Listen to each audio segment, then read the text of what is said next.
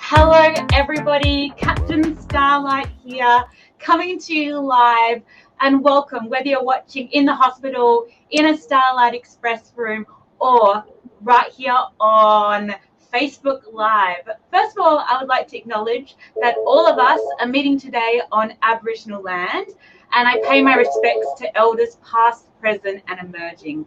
I'm in Darwin on Larrakia land, but I'd like to acknowledge the traditional owners from wherever you are located today. It is an honour to be hosting this live feed during NAIDOC week on Aboriginal land. Always was, always will be Aboriginal land. Now, as I said before, I am Captain Starlight, but I am joined by a very special guest today. That is Corey Tutt from DeadlyScience. Hello there, Corey. Yama everyone, and Yama deadly junior scientists across the country or wherever you are today. Really excited to have a yarn with you. Great. Now, Corey, I said before that I'm up here in Darwin on Larrakia land. Can you tell me a little bit about where you're from and where you are right now? So I was born down on Yuin country on the south coast of New South Wales, but my mob is from Kamilaroi country in northern New South Wales. And I'm meeting with you today on the land of the Gadigal people, the Aurora Nation, here in Sydney. Awesome. Thank you so much. And thank you for being with us. I have been lucky enough to meet you before, Corey, at Gama Festival, but a lot of people out there might not know who you are or what you do. So can you tell me a little bit about DeadlyScience? Excellent. I've been waiting for this question all day. DeadlyScience is about empowering mob, Aboriginal and Torres Strait Islander kids into all things science. If you ever ask why the sky is blue or the grass is green, they are science questions, and our people are the first scientists, the first astronomers, the first forensic scientists. If you ever get lost in the bush, the people that are going to come find you are the Aboriginal people. And we used to tell the weather by looking at the stars. And DeadlyScience is about empowering kids and giving kids the resources so they can become deadly scientists. Oh, that's so cool. And I wanted to let everybody out there know this book that's just above my shoulders here, Our Home, Our Heartbeat, is actually a book that Corey sent up to us that we take up on outreach here in the Northern Territory. I can say firsthand that the stuff that DeadlyScience does is so awesome. So thank you so much. Corey's going to be telling us about a bunch of animals from Larrakia Nation today. That's up here in Darwin, Northern Territory. But I just wanted to say, if anybody has any questions along the way, you can let your Captain Starlight know in the Starlight Express room, or you can write the comments in the little comment box below, and we will try and get all your cool animal questions answered. But now I'm going to hand over to Corey Tutt to let you know all about the cool animals up here in Larrakia Nation. So first of all, we're going to talk about all different sorts of animals, not just from Larrakia Nation, but all around the world. And also, we're going to have to change your name, Captain Starlight. We're going to have to call you Captain Deadly Scientist today. So we're going to have to just change your name. All right. I will see for magical, technical people. Oh, there we go. Captain Deadly Starlight. Fantastic. Oh. At your service. Can't wait to learn heaps about animals. Thank you. So let's push the green button and get a start on it, hey? Where is it? Where's the button? Oh, there we go. Oh, there we go. As mentioned, this is DeadlyScience, and to all the deadly junior scientists out there, we're going to need a drum roll. We're going to need a drum roll for the first one. Ooh. All right, everyone. Introducing the Indian purple frog. It's from the Western Ghats of India. And I want you all to ask yourself a question now. How does a frog drink water? Now, frogs are amphibians. Ooh, it's a tough one. Corey, I'm really excited to work out how frogs drink water. I'm going to wait to get a few comments in the comment section, and I'm going to let you know. But at the moment, I'm going to say I think frogs drink water through their feet. Oh, no, definitely not. Through a straw. Oh, that's a great question, Jimmy. Not through a straw. if anybody has any answers to that, just let their Captain Starlight in the room know, and they can shoot it on through onto our live stream, or otherwise you can write it there yourself as a comment. I'm going to tell you some more facts about the Indian purple frog. It lives most of its life underground and then comes out during monsoon season. So in India, where it's found, it's above the equator, so they don't have a winter, and they don't have a winter and a summer like we do. They have a wet and a dry season. So down here in Sydney, we have a winter, a summer, we have a hot and a cold season. But up there and up in Northern Australia, they have a hot and have a dry and a wet season. So they come out during monsoon season. So that's going to be a hint. Oh, we've got some people with some ideas of where they drink from. Diane, Carmen, Max, and Jenny all say hello. Hello. And they're all excited. Yama, and they're all excited to learn about Aussie animals. Max from Facebook thinks they drink through their hands, and Lucy said, do they go for a swim? Well, I'm going to shock you now, and the answer is closer than what you think. It's actually through their skin. So what happens is, as a frog, they come up in the monsoon season. So the monsoon season is the wet season, and all this water comes up. And then, as you can see on our little frog here, our little model, Indian purple frog model, they've got these big lumps and they're storing all the water. All right, we're going to move on to the next one. Can I get a drum roll, Captain Deadly Science? Oh, I just also want to say that means everybody got it right. I got it right. Yes. It was through the feet. And also, Max definitely got it right. It's through their hands. It's through everything. Lucy got it right because it's through when they swim. Perfect. There's no wrong answer.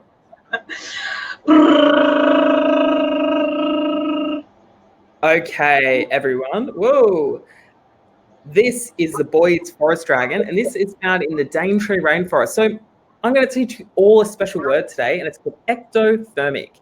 And that means you're cold-blooded or you're warm-blooded. My question to you, deadly junior scientists out there, are humans cold-blooded or are we warm-blooded?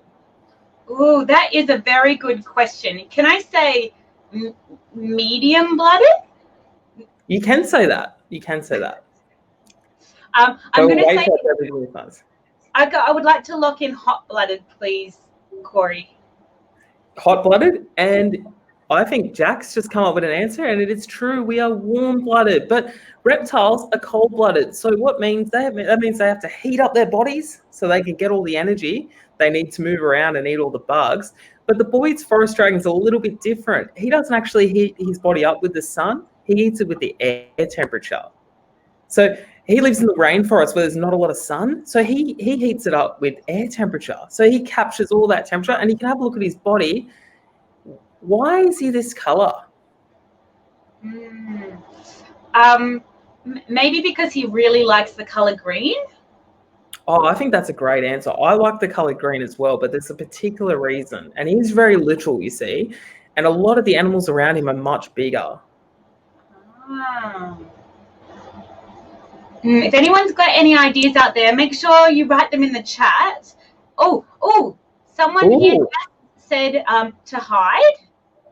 That is correct, Jess. And I'm going to teach you a special word, and it's called camouflage. So these guys, their skin is that color, so they can camouflage in the rainforest, and they can hide from those things that like to eat them. And now we're going to move on to the next one, and I'm going to have to get a really big drum roll because I have to hear from Sydney because I don't know if we can handle the next one. Ready, go, drum roll.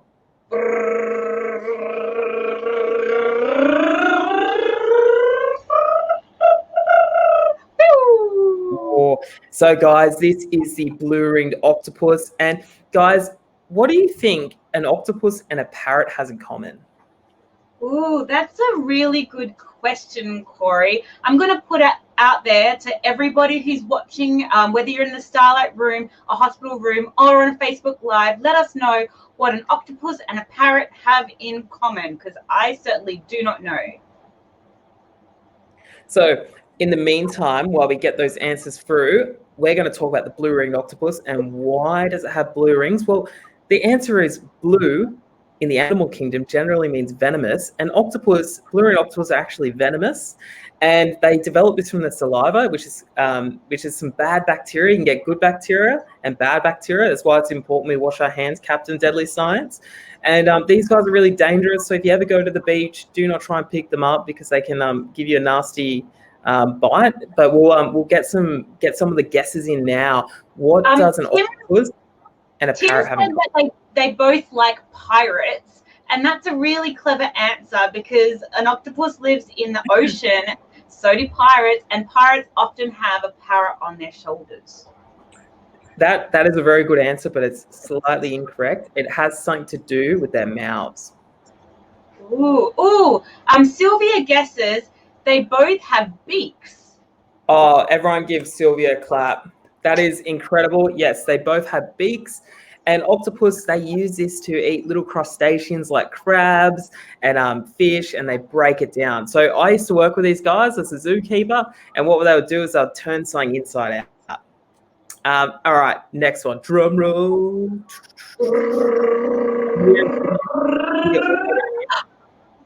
Ooh, wow. Okay.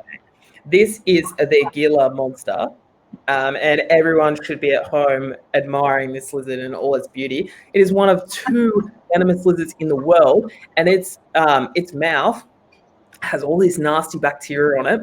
But what they've been doing is they've been using these guys to make special medicines, right? So people that have blood pressure issues, chances are their medication comes from the venom of one of these guys. But can I ask you all a very serious question? Now, keep in mind, and I want you all to switch your listening ears on. Captain Deadly Science, switch your listening ears on. They are on. All right, so if we have a look at the eyes of the Gila Monster, they're really black. And it is really hot where they're found. Why is that?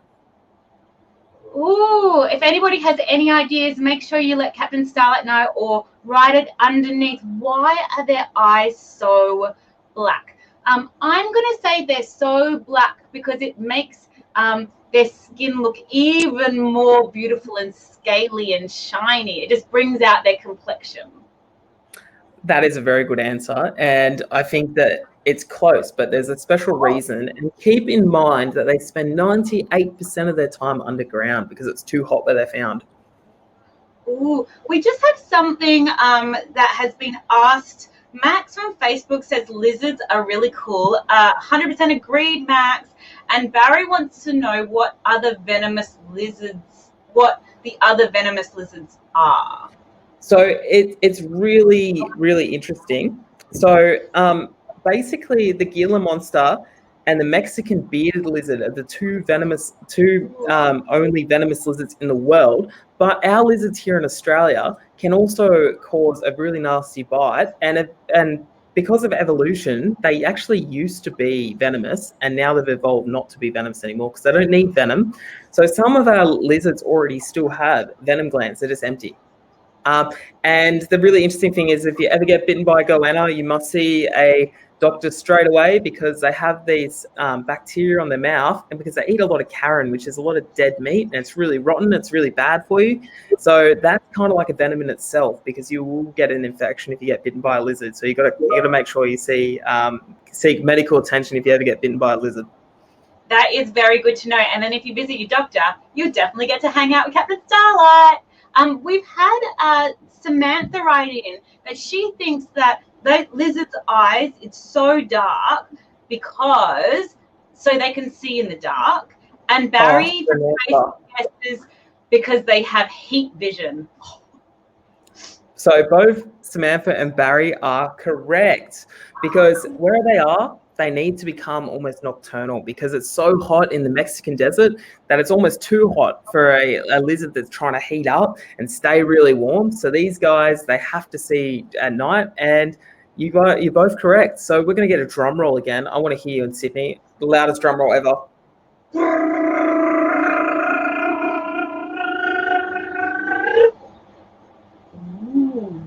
We have the southern cassowary. Now, this is a really, really interesting one, and I need you all to switch your listening ears on again. Click them on. I can hear them all the way from here in Sydney. So I want to ask you a question. When when a mummy and a daddy cassowary, they go, you know what, I like it in this rainforest. I'm going to settle down. I'm going to have some baby cassowaries. Who looks after the baby cassowaries? I'm going to say that the auntie and uncle cassowary from the east, because these are the southern ones, the ones from the east look after. But if anybody out there has a better idea than auntie and uncle, Mark says, do they have a babysitter? No, because there's only the mummy and daddy. So they have to. It's either the mummy or the daddy looks after the baby cassowaries. Okay, if we've got any other guesses, I really thought a babysitter was great, especially on the weekends. But you know, if anybody has any ideas, make sure you type it in. Oh, Jess says the dad. Jess is correct. The daddies look after the babies because the mum lays all the eggs and she does all the work, and then they're like, on to you, dad. And dad raises all the babies, teaches them how to be cassowaries. The interesting thing about a cassowary, can you guys tell me a little bit? So cassowaries can't fly. Now, they are probably are they the largest flightless bird? Are they the largest flightless bird? I don't know this, but I do know that the Brisbane Starlight Express Room guest mum, whoops, that's okay. Maybe the next question. I believe in you guys. But are cassowaries the largest flightless bird? Is that what you asked? The largest flightless bird? I don't know the answer to this, but maybe the Brisbane SER can come back and get this one right. And Danielle and Sylvia also both guessed the dad, so they did a great job there. Congratulations. Correct. Claps. So while we're waiting on the answers, did you know that a cassowary's feet are strong enough to go for a chopping board? Whoa. So they have this really big toe, and they can put it for a chopping board. Whoa. Well, I mean, the Karate Kid can do that, but I'd be really impressed to see a cassowary do that too. And cassowaries are really interesting because they're really incredible. They're really incredible animals. So have we got all our answers in? Drum roll. Have we got all our answers in? So yes. Danielle says an emu is the largest, not a cassowary. Actually, the ostrich is the largest flightless bird in the world.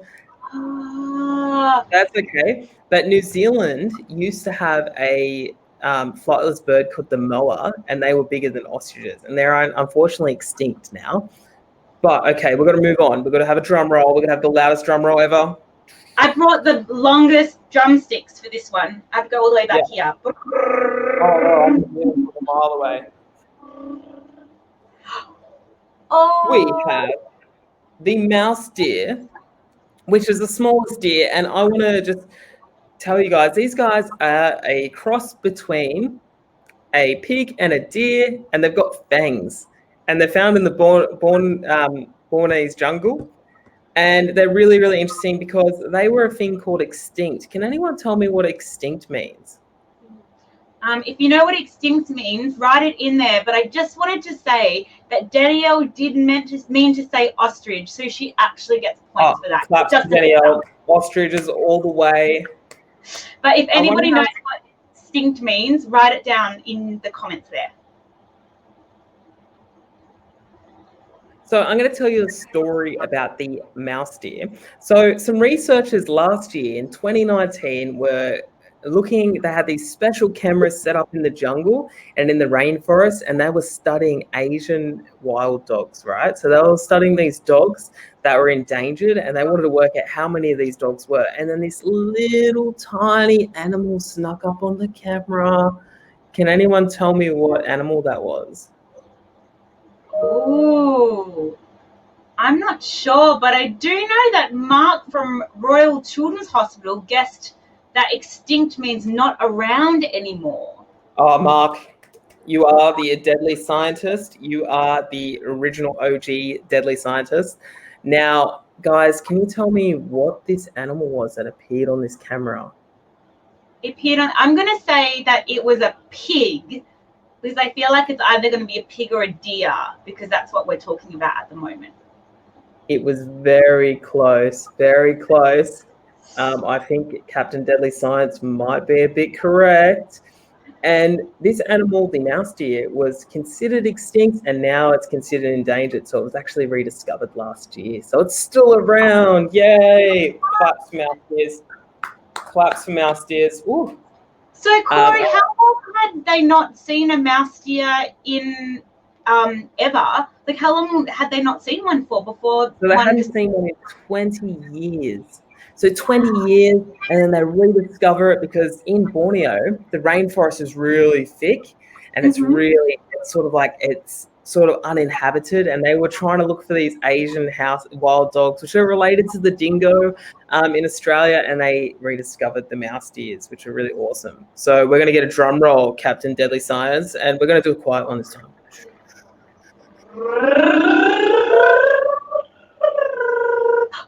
Whoa. So in Australia, we have 2 moles, right? And these are from Larrakia country as well. And the southern marsupial mole in the Aboriginal speak is called Ijari.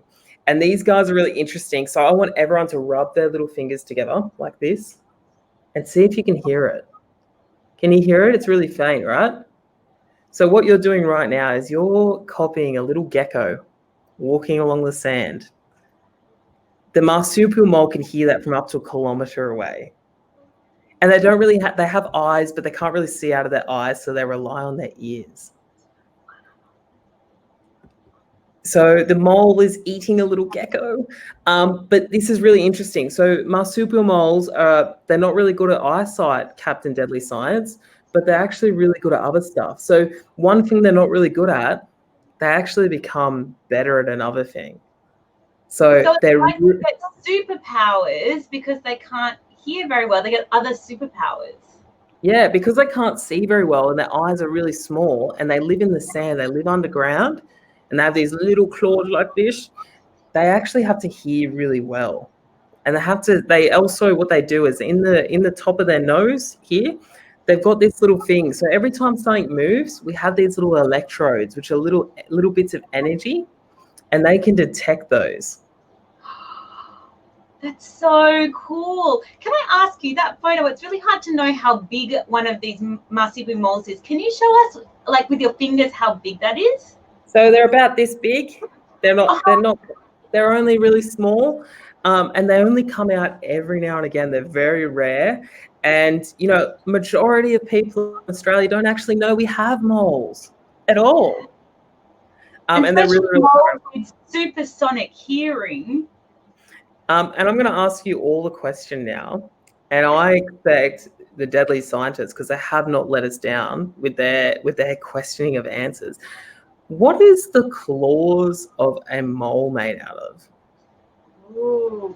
While everybody thinks about that, I'm just going to read some comments. Marcy wants to know what the mole is eating, and I think he said that before, Corey, didn't you? Gecko.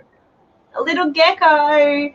And Max says that he didn't know that moles look like that. Max, I'm the same. I didn't know that either. And Danielle says, oh, cute. And also, I agree, Danielle. Oh, cute. And also, supersonic hearing. Wow. Mm-hmm.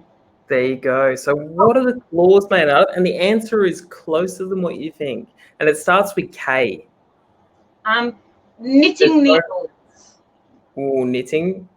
Oh, I've seen a guess just come through and it's so close. It might be just correct, but we'll wait for a few more answers. I would say that Max guessed fingernails, and I think they do look like fingernails, definitely. So, Max, I don't think you're far off. Well, Max, you are correct, and that is called keratin. And keratin is the same stuff as our fingernails, our hair, and they've got it on their claws. Oh, that's so cool. So does that make it extra strong, Corey? It makes it extra strong because they can hold on to that little gecko and they can chow down. And they are a word called carnivorous. So what carnivorous means, it means you only eat meat. All right, drum roll. I'm gonna roll up in here. Oh. All right, we have the green tree python. This animal can live 1,800 meters above sea level, so it can live really high. And I want you guys to just ask a quick question because we're going to move really quickly on this one. So why is it green? I need to know because I don't know. So you got to teach me. All right, if anyone has any ideas of why it's green, make sure you write it in the comments. That we had a green animal before and I was wrong about that one. But Jess says to hide. Jess, you are a superstar, deadly genius scientist. So the green tree python, they have to hide up in the treetop canopy where all the leaves are green because a lot of birds and things like to eat green tree python. So these guys are really good because when you keep them as pets, because you can keep so you can keep snakes as pets in Australia, but you need a special license depending on where you live. These guys are really, really hard to keep in captivity because you need something that sprays moisture because the rainforest is really humid and there's lots of water and so they're really cool. So they hang out the top of trees. All right, ready for the next one? Drum roll. I want to see drum rolls.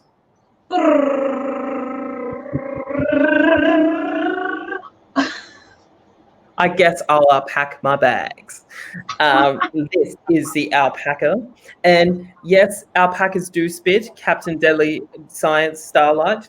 And the reason why alpacas spit, it could be either a compliment or an insult. And I'm going to leave that up to the deadly genius scientist to answer. Is it an insult or is it a compliment? Okay. Let us write in if you think it's an insult or a compliment. Sometimes it is very hard to tell. There might be an insult wrapped in a compliment or a compliment wrapped in an insult. But if you think you know what it is, write it down. I just want to say hello to everyone in the Brisbane Starlight room. They've been writing in heaps. And I just want to say hi. It's so nice to have you on the stream today. Hello, deadly scientist.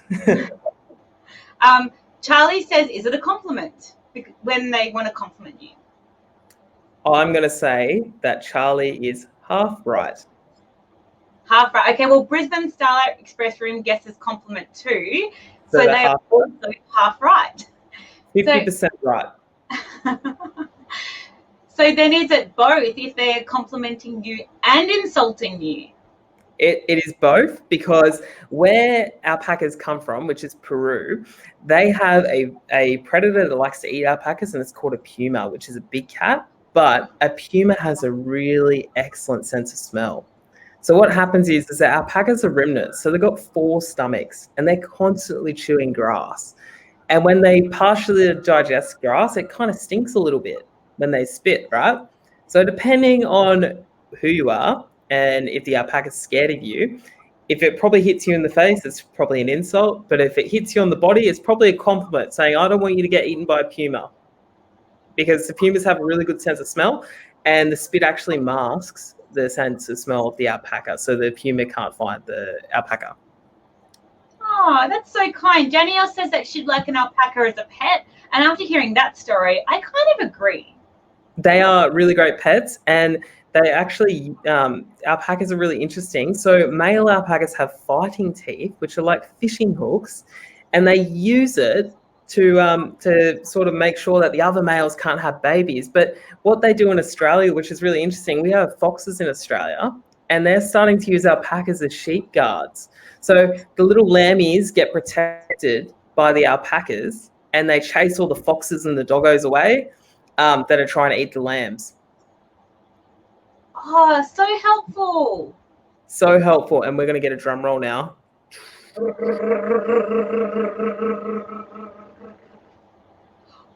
All right. I'm going to have a task for all the deadly genius scientists out there. This is called the deaf adder, but its name is a lie.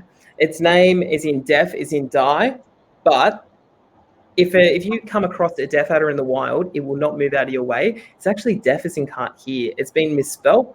And adder is actually not an adder at all. It's actually part of a snake family called elapids. And they are your cobras, your eastern brown snakes. They're most of your Australian species that are venomous. And they're front fang snakes. So we have to come up with a really, really great task today. We have to rename the death adder. So let's rename the death adder. I'm going to propose, we generally name snakes after what they look like here in Australia. So I'm going to go short, pudgy, fat snake that is brown, kind of looks like a blue tongue. So let's call it Bluey.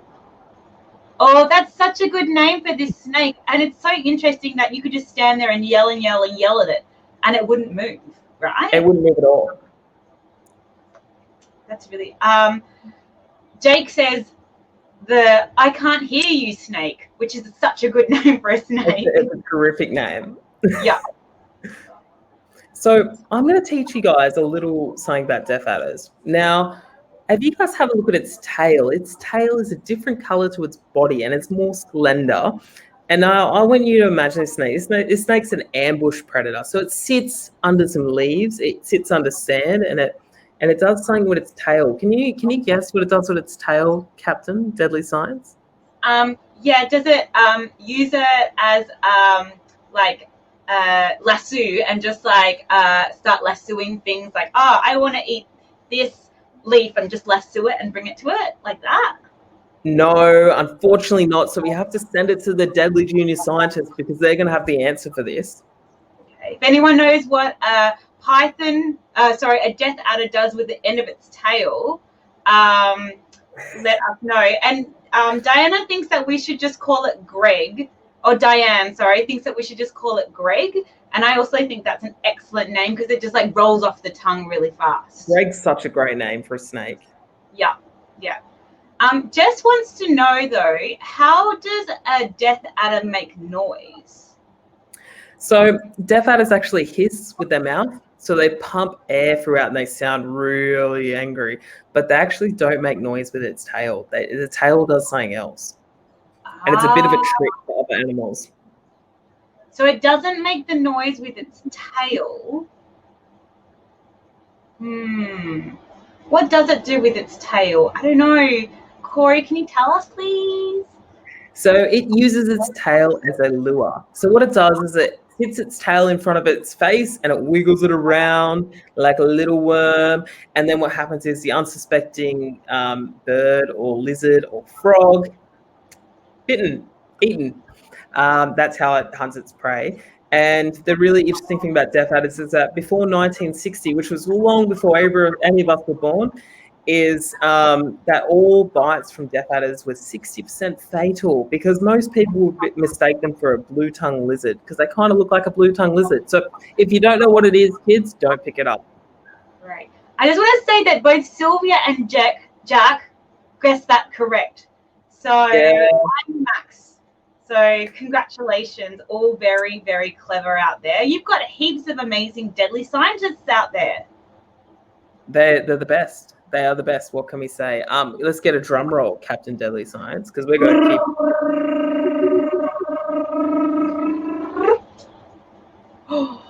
Ooh, a Tasmanian devil. So, a Tasmanian devil. What an animal. What do you think these guys eat? Sour gummy worms. I don't. That's my diet. But no. Can the Deadly Junior Scientists ask? All right. If anybody thinks they know what Tasmanian devils eat, write it in the comments below. We would love to hear your suggestions. And I think it's not sour gummy worms, so don't guess that. But maybe something that they have in Tasmania. I know that in Tasmania they have lots of apples. Maybe they eat apples? No, incorrect. Can the Deadly Junior Scientist ask? The Brisbane Starlight Express room has guessed Vegemite on toast. Love that guess. Delicious. And Jack's dad guessed that do they eat Tasmanians? Technically, yes. They do eat Tasmanians, but animals, not people. And they are lazy. They eat absolutely anything. In fact, when they were testing devil poo, the researchers were testing devil poo to see what they ate, they found traces of dolphin. What? So does that mean Tasmanian devils can swim? Well, Tasmanian devils can swim, and they've been put on Maria Island, and that's where the new breeding colony is, because they have devil facial tumor and they get quite sick, but they've learned how to breed younger and younger. And the interesting thing is that what would have happened is that the dolphin probably would have washed up on a beach, and the devils have come along, they're like, ooh, free feed, and they eat absolutely anything. So they're really, really lazy animals, but they love a free feed. All right, we've got 2 more slides to go, Captain Deadly Science, and we've got a drum roll. Wow,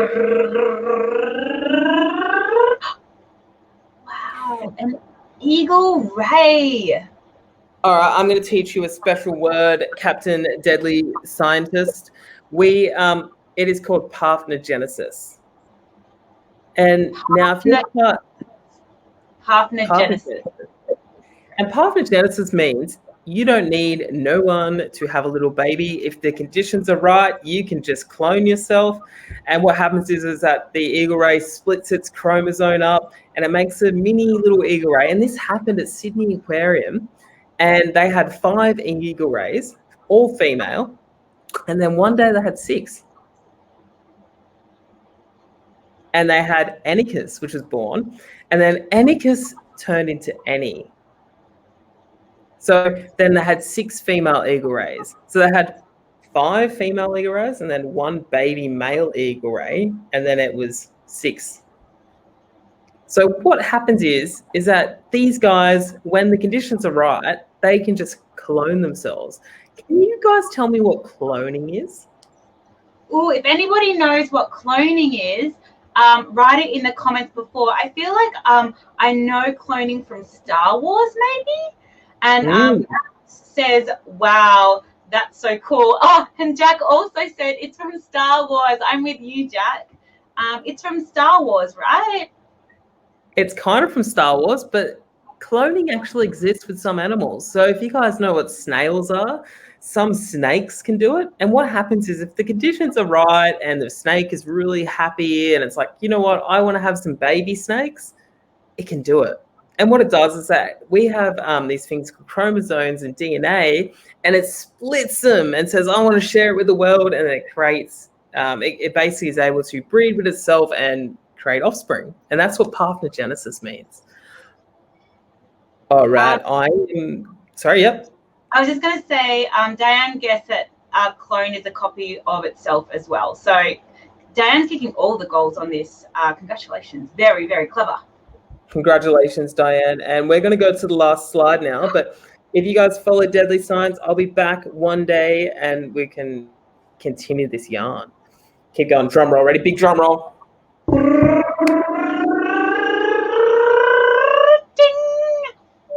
We have the bird-winged butterfly, which is the largest butterfly of any kind. Now, can you guys tell me what do these guys eat? Ooh, if anybody has any idea what the bird-winged butterfly eats, write it underneath. I feel like they'd eat something really sweet. So I'm going to say honey. Ooh, very close. And the answer is actually inside flowers. Ooh, all right. If anyone has any ideas, write it down. The Brisbane Starlight Express room says flowers. Ooh, very close. There's something in flowers. Ooh, there's something in flowers. Oh, Jess says, is it pollen? Jess says, is it pollen? Close. Close. Very close. It starts with N. In liquid form, starts with letter N. It's inside flowers. Is it nectar? Yes, it is nectar. And we're going to do one more because the Deadly Junior Scientists want one more. One more.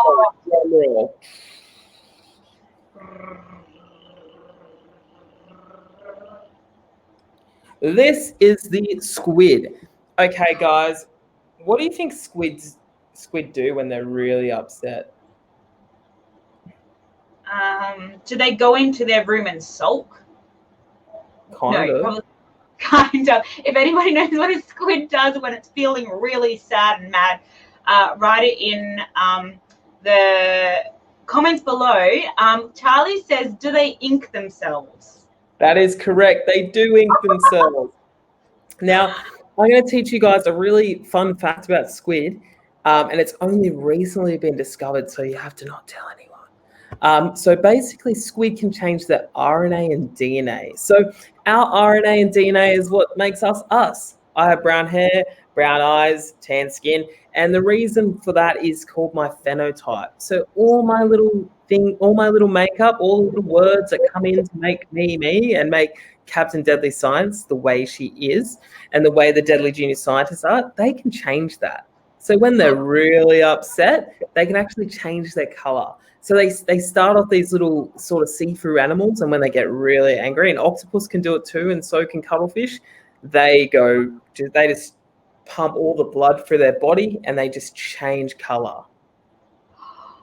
That's so cool. So if I got really angry and I was a squid, I'd just be like, and all of a sudden my skin would all turn blue.